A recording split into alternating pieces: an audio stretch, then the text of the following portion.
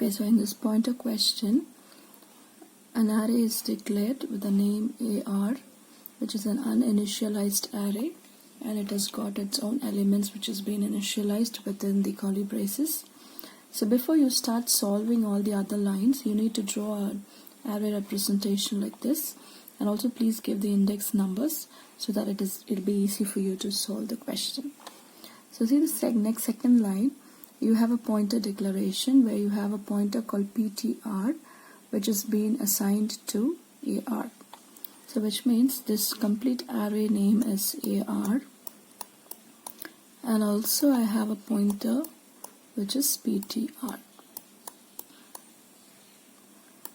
So when I say PTR is equals to AR, which means the base address of my array, which is my index number 0, will be taken as my first pointer location. So my pointer will be pointing to 0th location, which has the value 6. So coming to the second line, you have cout plus plus star PTR plus plus. So you have pre-increment and post-increment here. So according to the order of priority, we need to take up the increment operation first. So here when I say plus plus star PTR, it is pointing to my index number 0, which has the value 6. Because I've given here star PTR, which means I'm dereferencing the value which is stored in the location which my pointer is pointing. So currently my pointer is pointing 0th location, which has a value 6. So when you dereference, I'm going to increment 6 to 7. Since I have given here plus plus star PTR, I'm incrementing 6 to 7. And then followed by that you have a post increment, that is PTR plus plus. So what PTR plus plus will do is, it will just increment the pointer location. So pointer is currently pointing to 0th index. When I say PTR plus plus, it's going to point to the next location. So right now my pointer will be pointing to index number 1. So now since I have a cout statement, which means I had to print it in my output screen. So start PTR is 7, so I'm just going to give 7 here. I'm going to print at the rate of symbol. Okay. Now see the next line, I have I is equals to AR of 3 minus AR of 2. So AR of 3 is 10 and AR of 2 is 8. So 10 minus 8, I'm going to get 2. So my I value will be 2 here. Coming to the next line, I have cout plus plus star PTR, but in brackets PTR plus I is given. So currently my pointer is having a value 3 in index number 1. So when I say my index number is 1 now, so when I say plus I value is 2. So which means 1 plus 2, it becomes 3. So it's going to take the value 10 here. Okay, so when I say plus plus star, 10 will be incremented to 11. Okay, so which means I'm going to print here 11 at the rate of symbol.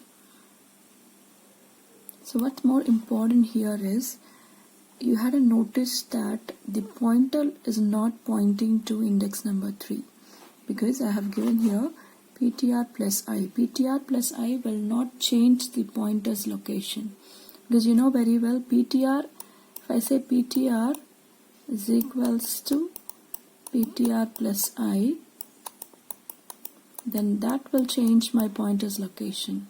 But whereas here it is given PTR plus I, so PTR plus I will not change my pointer's location. So only the value which is there in index number 3 is incremented, but still my pointer is pointing to location 1, that is index number 1. Okay, so keeping that in mind, we're going to solve the next 2 lines. So the next line has a cout statement which is plus plus I and a star PTR plus plus. So what is my I value? My I value is 2.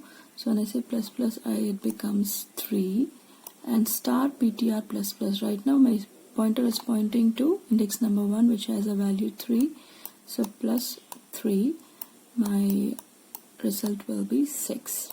So it's going to print here 6 at the rate of And then see the next line. In the next line, here star ptr plus I will give you 6, but since there is a post increment, my pointer location will be changed to the next location. So now the pointer was pointing to index number 1, and now it is going to point to index number 2, which has a value 8. Now coming to the next line, I have another start ptr plus. So again same thing will happen here. So start ptr has a value 8, so in my output screen 8 will be printed, another rate of symbol will be printed. But since it has a post increment, my pointer will be incremented to the next location, which has a value 11. The index number is 3.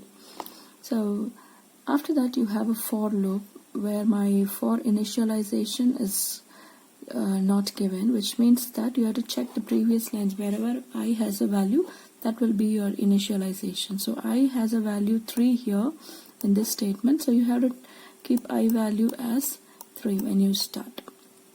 Okay, so when I say AR of I, it becomes 3 here. So AR of 3, the value is 11. So it's going to print 11 at the rate of my output screen. And then check the condition.